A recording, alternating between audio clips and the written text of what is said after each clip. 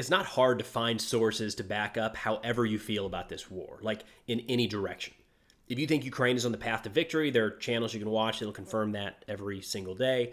Or if you think Russia has already won and anything to the contrary is NATO disinformation, there are plenty for that as well. Even if you think the war in Ukraine is made up in a Hollywood studio, well, channels supporting that one might be a little harder to find, but I'm sure someone is sticking with that line. The anomalies here that I think are interesting are the folks that want their side to win but are pessimistic on how it's going. For that, we're going to look today at some recent comments from Yevgeny Prigozhin and Igor Girkin. These are two of the better-known individuals that from time to time speak out against the Russian conduct of the war in Ukraine.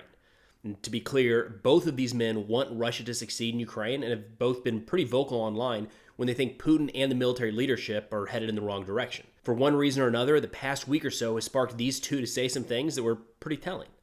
Starting with Prigozhin, as a little background, this is the leader of the Wagner Private Military Company, or PMC. That's a group estimated to be around 30 to 40,000 strong. It's been heavily involved in the fighting around Soledar and Bakhmut in eastern Ukraine. Essentially, Prigozhin runs his own little army inside the overall Russian military. It's pretty unique. On the one hand, Wagner is heavily dependent on the Russian military for ammunition, supplies, and equipment. On the other, Prigozhin is far more of a public figure than any Russian officer commanding a like-sized force.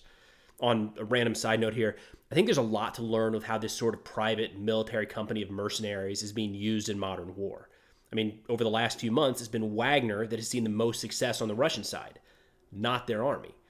Yes, some of that has come with pretty brutal penal-like battalions where they're chewing through manpower in a way that's hard to comprehend, but they also have proven to be rather adaptable, often more so than the actual Russian military. All right, so on to Prigozhin's statement. On April 15th, he was quoted as saying that, quote, "The ideal option is to announce the end of the special military operation to inform everyone that Russia has achieved the results that it planned," end quote. Okay, so this kind of goes into a recent video where I talked about how Russia has been so vague with their goals that they've been able to shift the goalpost to where really anything could be success. It's like when my daughter randomly tells me that we're racing, she takes off running, and then at some point, only known to her, she stops to tell me that she won.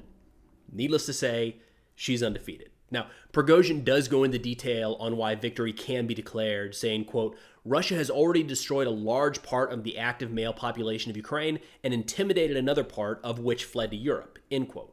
Now, I don't think there's any doubt that Russia has killed Ukrainians, many of whom are military-age males.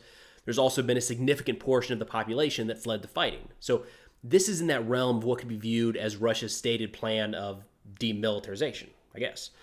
Personal opinion here, as I stated in a recent video, I think this has actually backfired on Russia.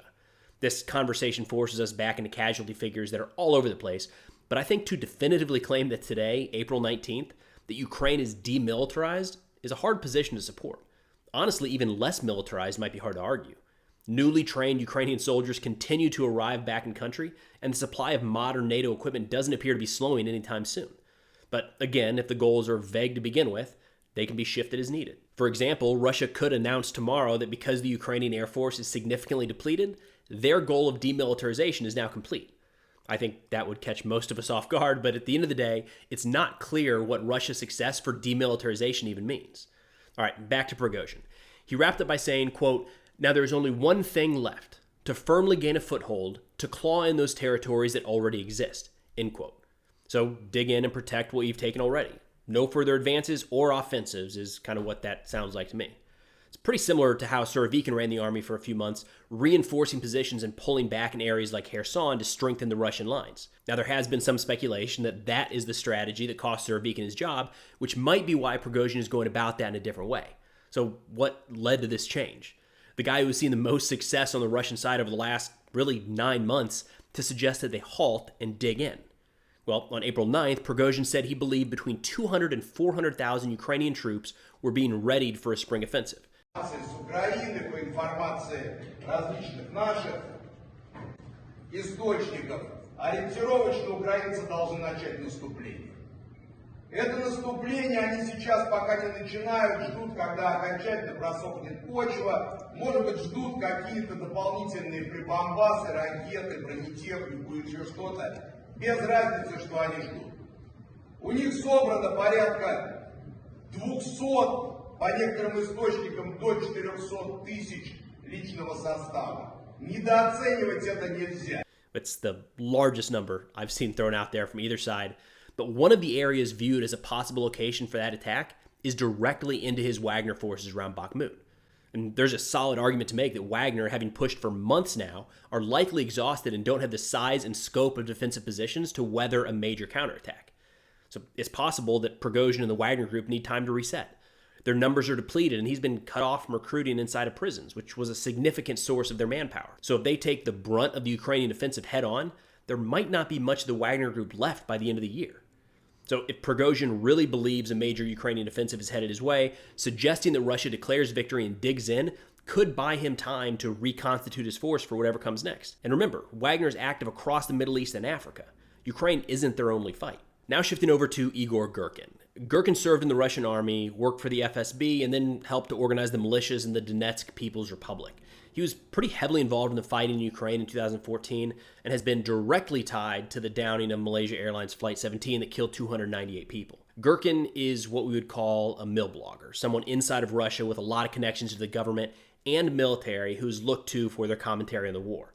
And from pretty early on, Girkin's stance has been that Putin and the Russian military leadership are doing an awful job of executing the war in Ukraine. For instance, he's long been in favor of shifting the entire country to a war footing and for larger mobilizations of fighting men. And from all evidence, he pretty clearly wants Russia to emerge victorious from this war, but his recent post isn't very optimistic. On April 17th, he posted a telegram, quote, "In Bakhmut, fierce street fighting continues. The enemy is being pushed out of the western part of the city very slowly.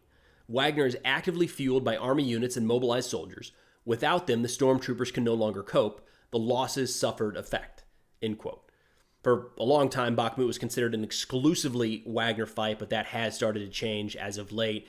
Michael Kaufman, in a recent podcast, talked about how Wagner has been using Russian forces for artillery support for some time, and over the past few weeks, there's been talk that Russian paratroopers have taken over control of the northern and southern flanks, leaving the urban fight in Bakhmut itself up to Wagner. Now, Girkin then shifts south to an area where some were saying was on the verge of falling a few weeks ago, saying, quote, "Near Avdiivka, things are much worse. As a result of the meat assaults in recent days, the composition of several assault units have been knocked out. The problems are the same as the whole past year.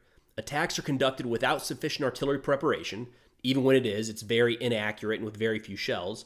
Almost without armored vehicles, and sometimes without it at all. Aviation operates about as actively and successfully as in the Battle of Borodino in 1812, end quote. So all around, not looking great for Russia there either. The joke about the lack of air forces is funny, but not all that unexpected. Russian air forces have picked up their operations around Bakhmut and Avdiivka a bit over the last few weeks, but it's really still artillery doing the bulk of the fire support. It's not crazy to hear about shell shortages. That's something that continues to come up in reports from the front.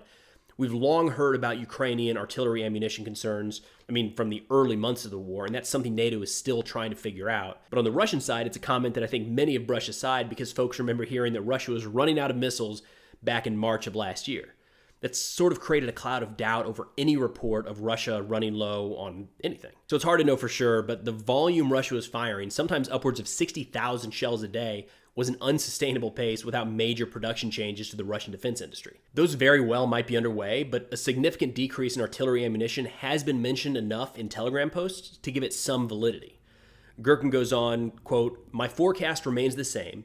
It will not be possible to surround Avdiivka before the Ukrainian counteroffensive," end quote. Just looking at a map, Avdiivka's been in a tough spot for a while now, but there hasn't been a ton of movement by either side lately. So I'm not sure I'd take this statement by Girkin to suggest a Ukrainian offensive in the coming days, simply that any progress there is so slow that anything launched in the coming months would be before an encirclement could be reasonably expected. Then Girkin really digs in, saying, quote, "I'm probably discrediting," kind of taking a jab at the recent reports that he's under investigation for discrediting the Russian armed forces, "but for such meat assaults that have been going on for a year, I would shoot the entire command from the army and below to the regiment," end quote. Look, I can understand his frustration. Remove the context of this fight and think if you were in his shoes. If you believe your country is facing an existential threat and a war must be won for your nation to exist, how much leeway do you give your generals to adapt on the battlefield? This was a big debate in World War I. You have to expect a learning curve in war. It happens to every military. But how long do you let that go on? It's an impossible question to dial in to a perfect answer. Learning in war costs lives, but failure to learn costs even more. If you rotate through new leadership every month, there isn't time for a new strategy to take hold. But if you leave a person in charge too long whose strategy is leading to defeat, there may come a time where the war is too far gone for a replacement to even matter. I don't know how much support Girkin has inside of Russia or how influential his positions are, but I can't believe he's the only one thinking this. Is there a percentage of the Russian population where, if they feel this way, something changes? It's hard to tell. So Prigozhin wants to dig in, fortify their positions, and prepare for what he believes is a massive Ukrainian counterattack. Girkin is livid with the current military leadership and wonders why they keep trying the same thing a full year into the war. Again, you can find channels and people out there providing the sources to back up whatever you want to believe about this conflict. Personally, I find these two interesting because they want Russia to win, are personally vested in that victory, yet are very public about what isn't going well and what needs to be changed. We do need to take everything these two say and run it through a filter, recognizing that they both have their own personal ambitions and are likely positioning to maintain their current status and improve upon it whenever possible. So, of course, take everything with a grain of salt, but these two aren't saying things to appeal to a NATO or Western audience. They're speaking to soldiers, civilians, and military leaders inside of Russia.